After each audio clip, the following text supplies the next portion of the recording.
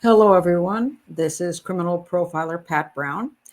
And I want to talk about the Delphi case today because the Indiana State Police Superintendent, Doug Carter, did another interview. And again, I'm not real happy.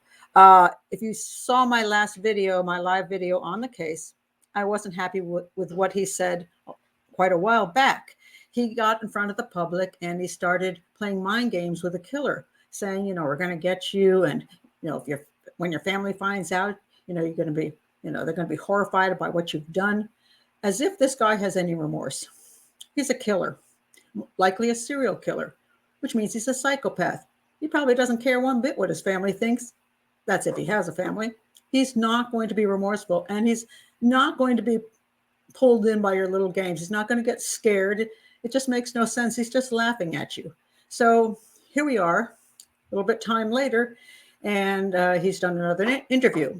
And one of the things he says is, goes on with the same game again. He says, the difference is now we know about you, a lot about you. Today could be the day. Sleep well. Again, what is he?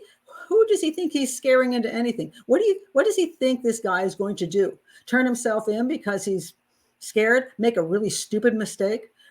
Suddenly run out of town, so it's obvious it's him. I don't know what he expects to get from this. This is not what you do when you do one of these, when you're reaching out to the public. You tell the public what they need to know. You should have somebody with a very stable voice. Simply tell the public, this is the evidence that we have that we're going to share with you so that you can help identify the killer. That's all they need to do. But here he is playing these mind games again. And it actually gets worse. He says, well, we're going to solve this case in 3 years or less. And I thought, 3 years? What are you actually saying? It's already been 5 years. And now you're going to add 3 more years? What are you telling the killer and the public? Well, I'll tell you what you just said. You said, quite frankly, you either don't know who it is or you haven't got any kind of evidence with which to arrest him and convict him. So what about this? So you say, well, what about that Keegan Kline guy? The creepy catfishing dude who was after the young girls? Well, they have him in custody. What does that mean? Well, it means either one of two things. Either there is DNA from the crime, but it does not match this guy because they have his DNA.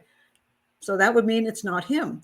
Or if they still think it could be him, it means they do not have any DNA from the crime scene. So they're in a bit of a pickle. So what he's saying, if it's going to take him 3 more years, is quite frankly, we don't have enough to arrest anybody, and we don't know when we'll ever get enough to arrest anybody. And then he goes on to say, but it's not a cold case. Yes, it is. It's a very cold case. It's been 5 years. You haven't got anybody. You think it might be 3 more. It means you're fishing. You're throwing a line out there, hoping you get lucky. And I'm not going to fault the police for the work they've done up till now, because serial killer cases, and I do think this is a serial killer, are very difficult to solve. Most of the time, it's a stranger homicide, and the connections to the victim or victims is very minimal, if any at all. So if you don't have good evidence from the crime scene, DNA or something else, if you don't have good witnesses, if you don't have somebody in the community come to you and say, hey, I think it's my cousin Bob because he came home with a knife and hid it in the backyard and he said strange things to me and he was available that day.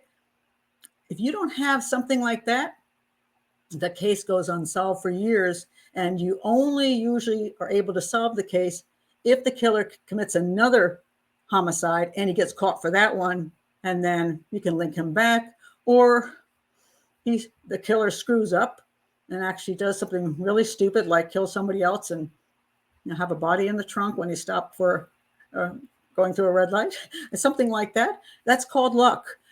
Maybe he'll get caught for another crime and his DNA will be in the CODIS bank. Maybe then, if you actually do have any DNA from the crime scene, you'll be able to link it to him.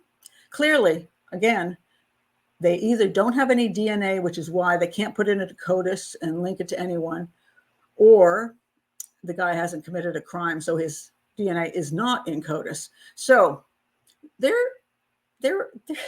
they're at a standstill right now, and they're just hoping they get lucky. So, anybody who works with the police department is going to speak to the public.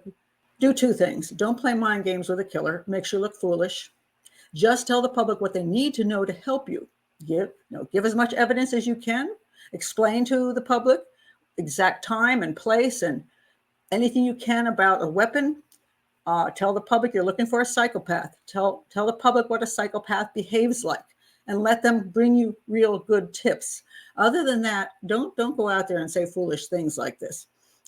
It just makes you look bad.